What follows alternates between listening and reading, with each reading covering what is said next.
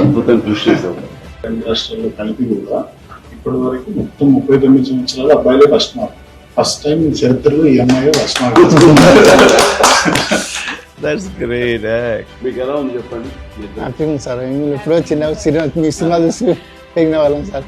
Father motivate చేయడం కోసం చెప్పేసి నువ్వు బాగా చదువు అన్న, మళ్ళీ మనకి ఏప్రిల్ మే అటెంప్ట్స్ ఉంటాయి కదా, దాంట్లో ఏదో ఒక ఎగ్జామ్లో మంచి టాప్ మార్క్స్ తెచ్చుకుంటే నువ్వు కంపల్సరీగా మనందరికి ఇన్స్పిరేషన్ చిరంజీవి గారు ఆయన దగ్గరికి వెళ్దాం, మనం బ్లెస్సింగ్స్ తీసుకుందాం మోటివేట్ చేయడం జరిగింది.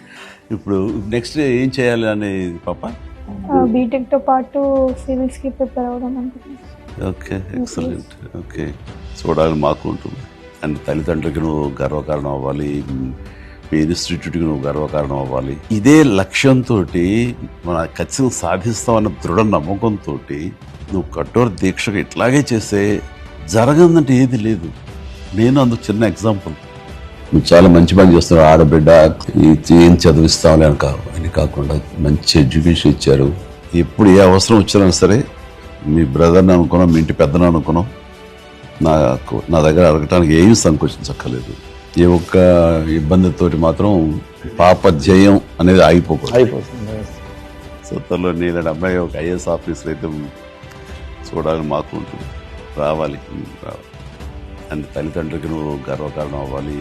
ఇంకెవరిని కలవాలనుకుంటున్నావమ్మా? మీరే సార్ అంటే నాకు ఇది సంతృప్తినిచ్చిన సంఘటన అమ్మా. Very happy Rishi. Rishi, please, small honour for you.